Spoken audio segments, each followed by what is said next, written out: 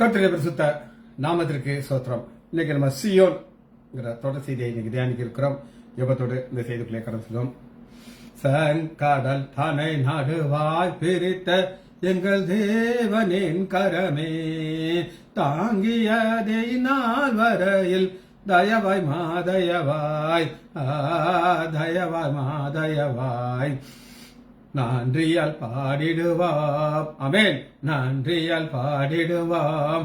நல்லவர் இயேசு நல்கிய எல்லா நன்மைகளை நினைத்தே, நல்லவர் இயேசு நல்கிய எல்லா நன்மைகளை நினைத்தே, உயிர்ப்பித்தே உயர்த்தினார் உன்னதம் வரைவுடன் சுதந்திரராய் இருக்க, உயிர்ப்பித்தே உயர்த்தினார் உன்னதம் வரை உடன் சுதந்திரராய் இருக்க, கிருபையின் மகா தானம் அது வரும் காலங்களில் விளங்க, காலங்களில் விளங்க, நன்றியால் பாடிடுவாம். ஆமென். நன்றியால் பாடிடுவாம்.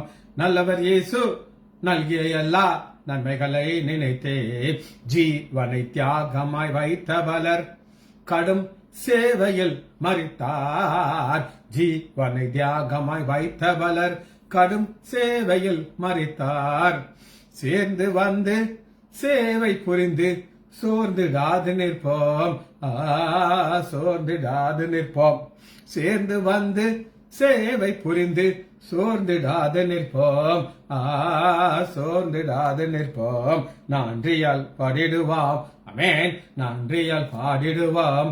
நல்லவர் இயேசு நல்கிய எல்லா நன்மைகளை நினைத்தே, மித்ருக்கான பலர் நன்றி மறந்தே சத்துருக்களாயினாரே, மித்ருக்களான பலர் நன்றி மறந்தே சத்துருக்களாயினாரே, சத்தியத்தை சார்ந்து தேவ சித்தம் செய்திடுவாம், சித்தம் செய்திடுவாம், சத்தியத்தை சார்ந்து தேவ சித்தம் செய்திடுவாம், சித்தம் செய்திடுவாம், நன்றியால் பாடிடுவாம். ஆமென்.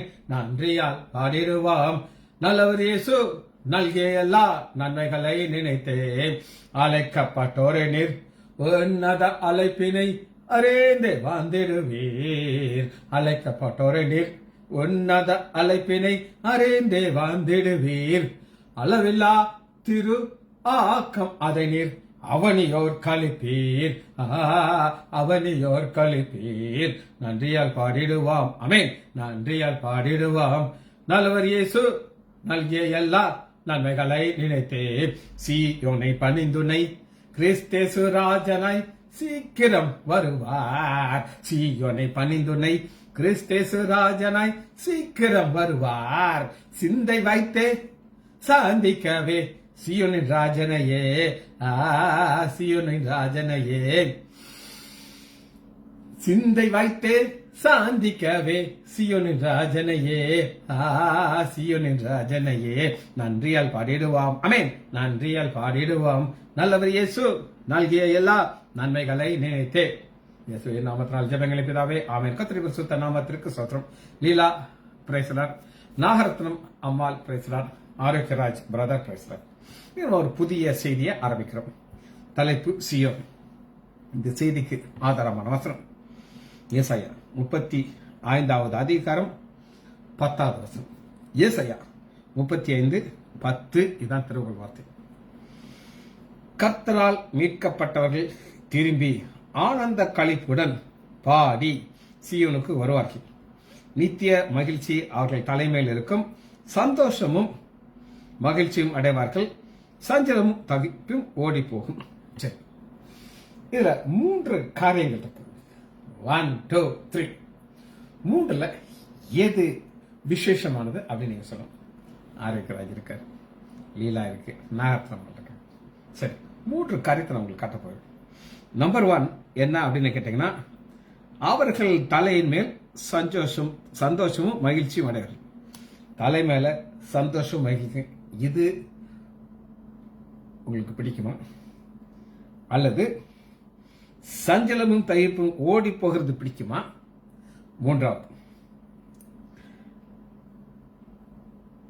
சியோனுக்கு வருவார்கள். சியோனுக்கு வர 3 காரியம் இருக்கு. 3 காரியங்கள நான் எதை உசிதமானது அப்படின்னு நினைக்கிறேன்னா சியோனுக்கு வருவார்கள். சியோன் தான் நம்ம இன்னைக்கு தியானிக்கிற சப்ஜெக்ட். அப்ப இது என்னன்றத உங்களுக்கு ஒரு பேக்ரவுண்ட் நான் சொன்னாதான் இது உங்களுக்கு தெரியும்.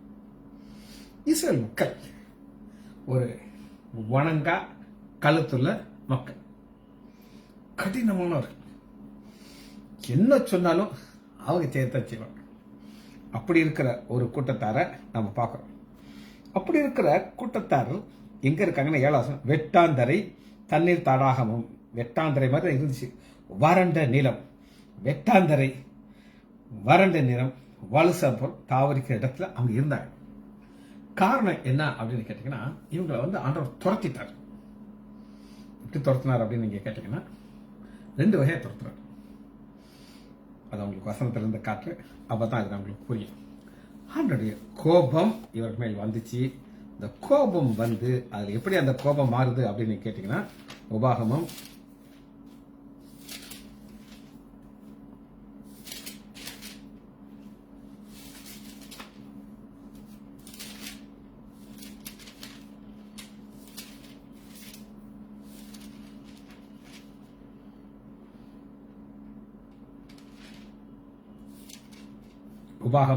28வது அதிகாரத்துல ஆண்டவருடைய கோபம் 2 ஸ்டேஜில் வந்துச்சு.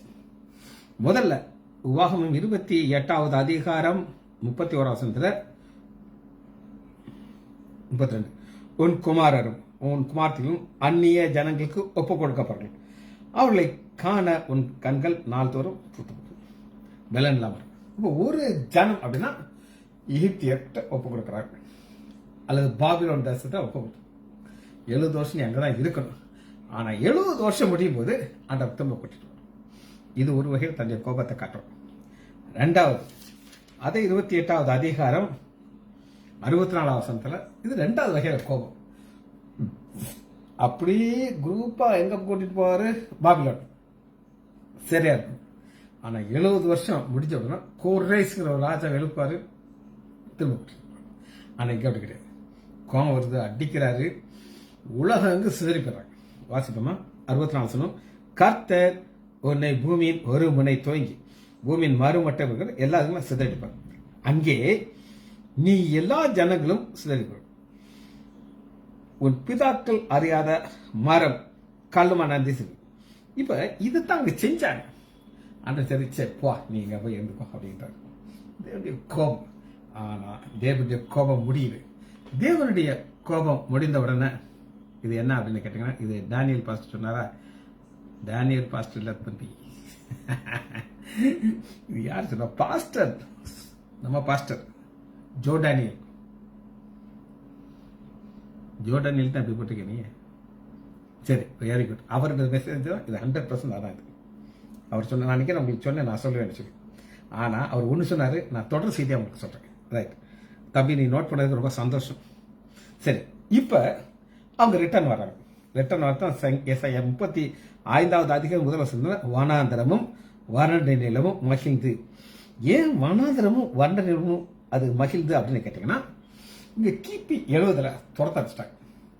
இப்ப திரும்ப அழைச்சு கொண்டாடுறாங்க.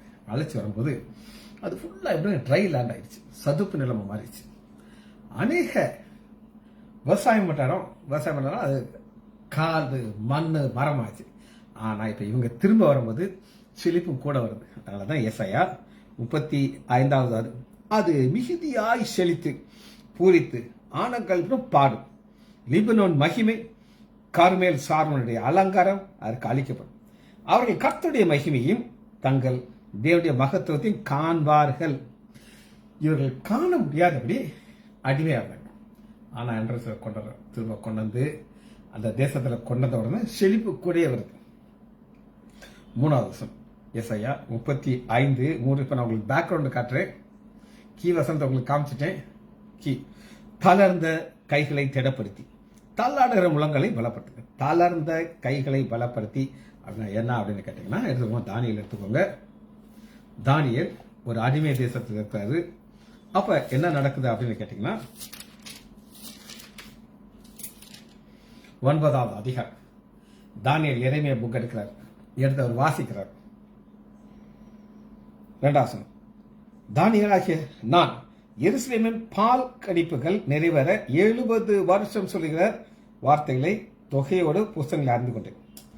7 வருஷம் முடிஞ்சிச்சு, நான் கணக்கு முடிச்ச உடனே அடுத்து என்ன செய்யறாரு அப்படின்னு கேட்டீங்கன்னா, நான் உபவாசம் பண்ணி ராட்டிலும் சாம்பலில் உட்கார்ந்து தேவனாகிய ஆண்டவரை ஜெபத்தினாலும் விண்ணப்பத்தினாலும் தேட என் முகத்தை அவருக்கு திருப்பி, இவருக்கு என்ன பிரச்சனை அப்படின்னு வயசாயிடுச்சு, இப்ப இவர் எங்க இருக்கணும் அப்படின்னு நீங்க கேட்டீங்கன்னா எதிரிண்டிய தேசத்துல இருக்கணும். ஆனா மற்றவங்களாம் அனுப்புறாரு, ஆனா அவர் அங்க உட்காந்து ஆண்டோடைய கூட இருக்கிறார். சரி, இதனாலதான் ஏசாயா 35வது அதிகாரம் 4வது வசனம், இந்த 3வது வசனம், தள்ளாடுகிற முழங்கால்களை பலப்படுத்தும். நாங்க முழங்கால் போட்டு ஜெபம் பண்றோம். திடப்படுத்துறதுன்னா இந்த 70 வருஷம் முடியும் போது சரி நம்முடைய ஜனங்கள் விடுதலையாகி அவங்க போக போறாங்கன்னா அவருக்கு சந்தோஷம் கிடைக்குது. 4வது மனம் பதறுகிறவர்களை பார்த்து நீங்கள் பயப்படாதீங்க. நிறைய நேரம் இது நடக்குமா நடக்காதா அப்படின்னு ஒரு கேள்வி. ஏன்னா நம்ம இருக்கிறது பாபிலோனை சுத்தி பார்த்தீங்கன்னா ஒரு பெரிய இரும்பு தாழ்பால் போட்டிருக்கு, வெண்கல கதவு போட்டு வச்சிருக்காங்க, ஒருவேளை உண்டு வர முடியாது. ஆனா ஆண்டவர் என்ன செய்யறாருன்னா, உள்ள ஒரு பாதை இருக்கு, நதி போகுது, நதியை தண்ணியை டைவர்ட் பண்ண வெட்டாந்திரையா மாறும், உள்ள வந்து கதவை திறந்து சொல்லி ஆண்டவர் செய்து இது அவர் காலத்தில் நடத்தி கட்டுவார், கோரோஸ்ங்கிற ராஜா மூலமாக. சரி, இதோ உங்கள் தேவன் நீதியை சரிக்கட்டும், உங்களுக்கு தேவன் பதிலுக்கு வரும், அவர் வந்து உங்களை ரட்சிப்பாங்கிறது விடுதலை. புதிய ஏற்பாட்டுக்குள்ள ரட்சிப்பு வரும்போது பாவத்தில் இருந்து, பழைய ஏற்பாட்டில் ஒரு அடிமையாக ஒரு இடத்துல இருக்காங்க, அங்கிருந்து அவர் விடுதலை கொடுத்து அடுத்து பாருங்க, அப்பொழுது முடவன் வானை போல குதிப்பான், ஊமையை நாவு கம்பீரிக்கும், வனாந்தரத்தின் தண்ணீரும் கடவுள் 6 பாயுது. இந்த 6 என்னன்னா செழிப்பை குறிக்கிறது. இதெல்லாம் சொல்லி சொல்லி சொல்லி சொல்லி பாருங்க, அங்கே சிங்கம் இருப்பதில்லை, துஷ்டமரம் போவதில்லை, அதில் மீட்கப்பட்டவர்கள் நடந்து வருவார்கள். சிங்கம் துஷ்டமரம் சாத்தன குறி.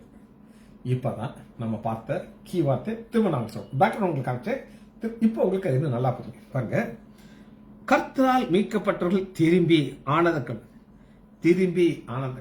அவங்க நினைக்கவே இல்லை, எங்க கண்கள் பார்க்க எங்களுக்கு விடுதலை கிடைக்க மாட்டேன், கிடைச்சிருச்சு பாடி வர்றாங்க. அந்த நேரத்தில் தான் சியோனுக்கு வருவார்கள். உங்களுக்கு 3 காரியத்தை உங்களுக்கு. நம்பர் 1, தலையின் மேலே சந்தோஷமும் மகிழ்ச்சி இருக்கும். 2வது, சஞ்சலம் தவிர்த்து ஓடி போகும். இந்த 2 உங்களுக்கு ஆசீர்வாதம் தான். ஆனா உசிதமான ஆசீர்வாதம்னா சியோனுக்கு திரும்பி வருவார்கள். இதான் இப்ப சியோனுக்கு திரும்பி வருவாருங்கிறது ஒரு முடியாத ஒரு காரியத்தை ஆண்டவர் முடிய வச்சு கட்டுறார். செங்கடல் தன்னை நடுவாய் பிரித்த எங்கள் தேவனின் கரமே தாங்கியதை நாள் வரையில் தயவாய் மாதயவாய் சியோனுக்கு நம்ம திரும்பி வருவோம். நமக்கு இருக்கும்போது நித்திய மகிழ்ச்சி நம்மோட கூட இருக்கிறது. சரி, இப்ப இவங்க பாபிலோன் தேசத்துல அடிமையாக இருந்தார்கள். சரி, அது வசனத்தை வாசிப்போமா? சங்கீதம் 137.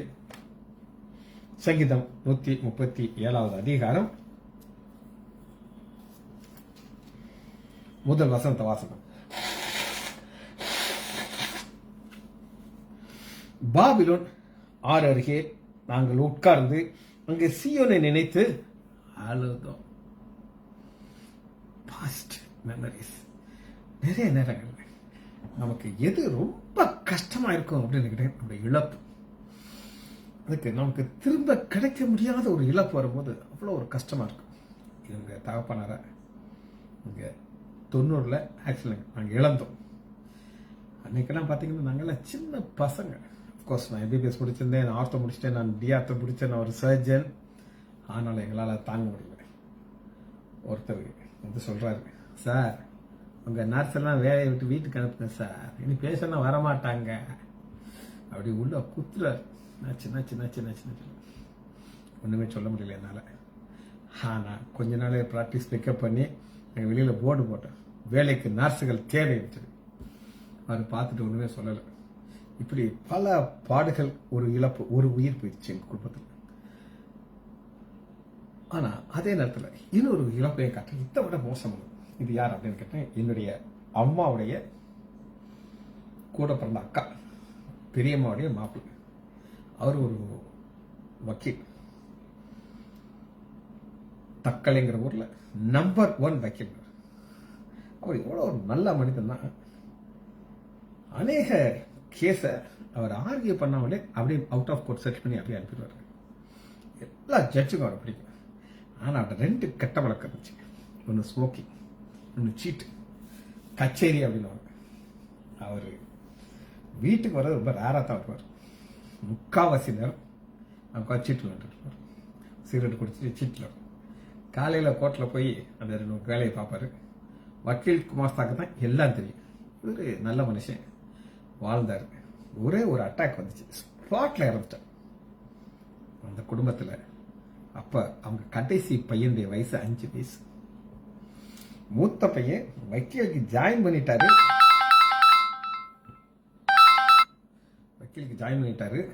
ஆனா அவர் கோர்ஸை முடிக்கல. 2 வருஷம் பாக்கி இருந்துச்சு.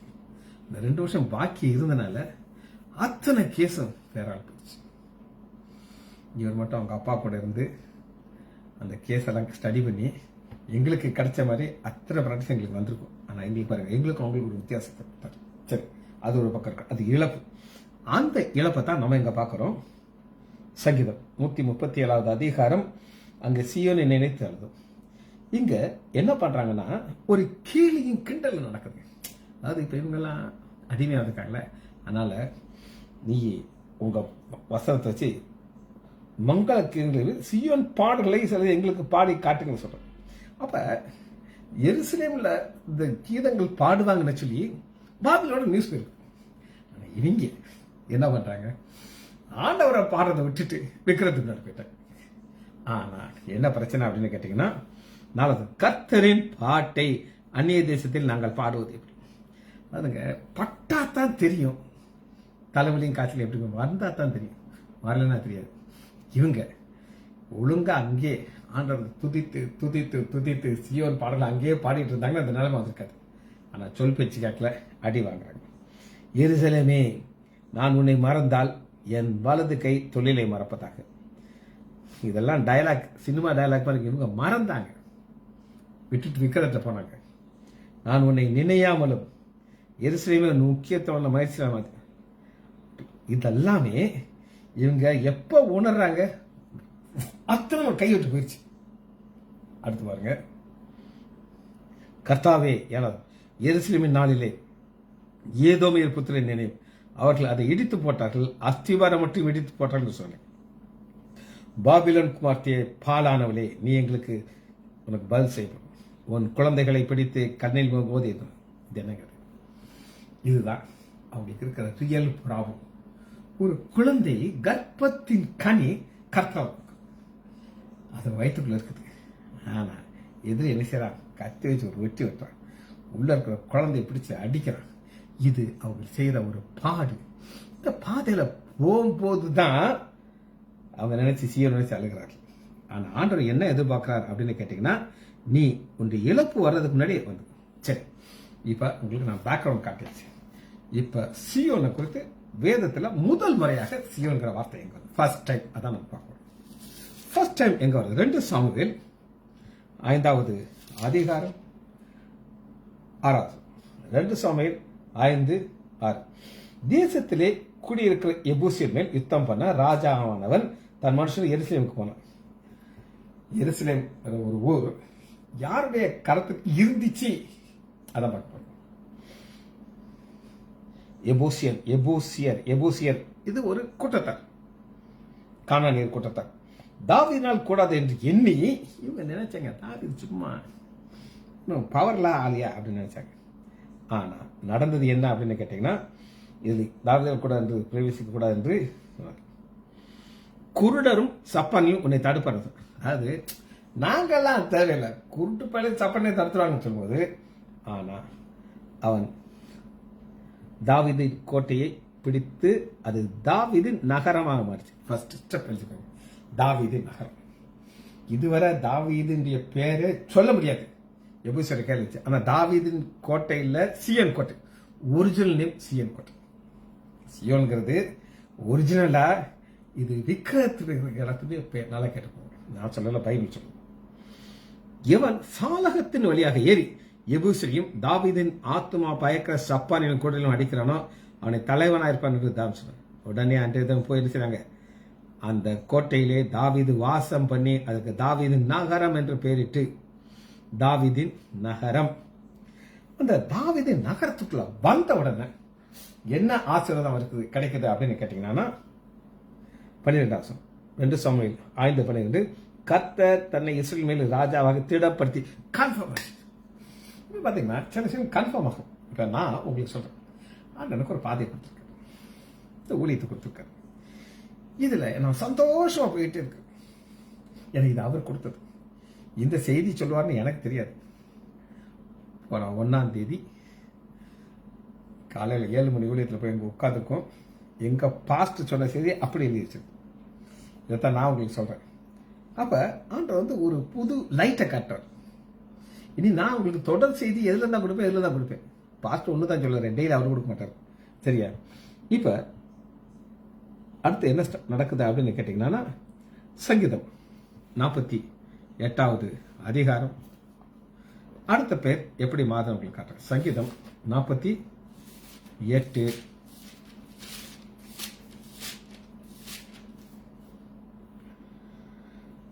2வது வசனம். முதல் வசனத்தில் நான் வாசிக்கிறேன். கர்த்தர் பெரியவர், அவர் தம்முடைய தேவனுடைய நகரத்திலும் தமது பரிசுத்திலும் இருக்கும். வட திசையில் உள்ள சீயோன் பர்வதம், இது மலை பர்வதம், அதுவே மகாராஜாவின் நகரம். சீயோன் கோட்டை மகாராஜாவின் நகரம். மகாராஜா 2 அர்த்தம் இருக்கு. மகாராஜா அன்னைக்கு இருந்த மகாராஜா தாவீது. அன்னைக்கு நம்முடைய தாவீதின் குமாரனாகிய ஆண்டவராகிய இயேசு கிறிஸ்து தான் மகாராஜா. அவர் சீயோன் கோட்டையை மாற்றி மகாராஜாவின் நகரமாக மாறிடுச்சு.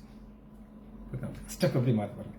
அடுத்த ஸ்டெப் எப்படி மாறுது அப்படின்னு கேட்டீங்கன்னா 2 சாமுவேல்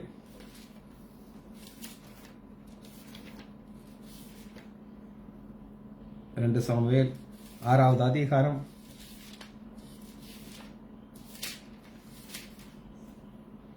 6:15 ஓபேத் வீட்டில் பெட்டி இருக்குது, தேவனுடைய பெட்டி.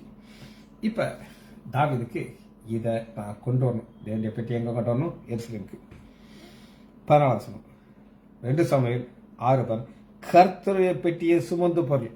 இந்த கர்த்தருடைய பெட்டி சீயோன் கோட்டையில கிடையாது, தேவனுடைய நகரத்திலையும் இல்லாம இருந்துச்சு. ஆனா இப்ப பெட்டி வரும்போது அது எப்படி மாறுது அப்படின்னு, தாவீது சணல் நூல் ஏபோத்தை தரித்துக் கொண்டு தன் முழு பலத்தோடு கர்த்தருக்கு நாடகம். அப்படியே தாவீதும் இஸ்ரவேலில் இருந்த அனைவரும் கர்த்தருடைய பெட்டியை கம்பீரசத்தோடு சொன்னார்கள். கர்த்தருடைய பெட்டி தாவீதின் நகரத்துக்குள் பிரவேசிக்குவது, தாவீதின் நகரத்துக்குள்ள வருது. அப்ப என்ன நடக்குது அப்படின்னு கேட்டீங்கன்னா 14 வசனத்துல ஒரு பெரிய ஒரு காரியம் நடக்குது.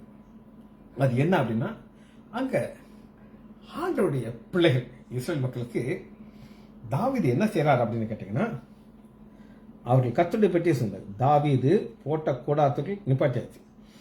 தாவீது கர்த்தருடைய சந்நிதியிலே சர்வாங்க தகன பலியும் சமாதானம் வெளியிட்டார். தாவீது செய்யலாமா? செய்யலாம். அதை அனுமதிக்கிறார். ஏன்னா இது சணல் வஸ்திரம் ஏபோத்து வஸ்திரத்தை தடுத்துட்டு இதை செய்தார். அவர் ராஜா. இவர் இயேசு கிறிஸ்துக்கு அடையாளம். இயேசு கிறிஸ்துக்கு 2 காரியம் இருக்கு. அவர் ராஜா, ஆசாரி, நமக்காக பரிந்து பேசுகிறார். சரி, என்ன நடக்குது பாப்போமா? 12 கர்த்தருடைய நாமத்தினாலே அவர்களை ஆசீர்வதித்து இஸ்ரவேலின் திரள் கூட்டமான ஸ்திரீ புருஷர் சகலரையும் அவரவர் ஒவ்வொருவருக்கும் அப்பம், ஒவ்வொருக்கும் இறைச்சி துண்டு, ஒவ்வொருக்கும் திராட்சை ரசம் பங்கிட்டு எல்லாத்துக்கும் வீட்டு போய் யோசிச்சு பாருங்க. இங்க ஒரு இதுல ஒரு சினிமா நடிகரை பார்க்க வந்தா மிதிச்சு எனக்கு ஒரு 50 சால் எங்க பாருங்க. சமஸ்த இஸ்ரவேல் எல்லாரும் கியூல நிக்கிறாங்க. தாவீது ராஜா, நான் தான் உங்களை ஆசீர்வதிப்பேன். ஆசீர்வதிச்சு என்னெல்லாம் கொடுக்கிறார் அப்படின்னு கேட்டீங்கன்னா 3 காரியம். 1 அப்பம். அப்பங்கிறது ஆண்டவராகிய இயேசு கிறிஸ்துவின் சரீரம். இறைச்சி அது மாமிசம். நீங்கள் என்னுடைய மாமிசத்தை புசித்து, அப்பத்தை காமிச்சிட்டாரு, இறைச்சியை காமிச்சிட்டாரு. அடுத்து பாருங்க, திராட்சை ரசம், அவருடைய ரத்தம். இதெல்லாம் நமக்கு ஆசீர்வாதம் வரணும். அன்னைக்கு இந்த நிழலை பார்த்தாச்சு. எல்லாத்தையும் கொடுக்குறாங்க. தாவீது தன் வீட்டாரை ஆசீர்வதித்து திரும்புகிறார். ஆசீர்வதித்து கொடுக்கிறது இந்த இடம். சரி, சங்கீதம் 132. அடுத்த ஸ்டெப் உங்களுக்கு காட்டுறேன். சங்கீதம் 132, 13, 14. இப்ப இந்த சீயோன் கர்த்தரை பற்றி வந்துருச்சு. கர்த்தர் வராரா, அதை தான் பார்க்கணும். அவர் இருக்கணும். இன்னைக்கு ஒரு சீஃப் கெஸ்ட் பேரெல்லாம் போட்டாச்சு. உதாரணத்துக்கு அப்துல் கலாம் வர்றாரு. அவருக்கு போய் ஒரு பிஏ வந்து இருக்கும்.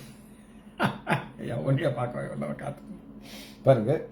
கர்த்தர் சீயோனை தெரிந்து கொண்டு, முதல் எப்படி இருந்துச்சு? சீயோன் கோட்டையில் இருந்துச்சு, தாவீது நகரமா இருந்துச்சு, மகாராஜாவின் நகரமா மாறிடுச்சு.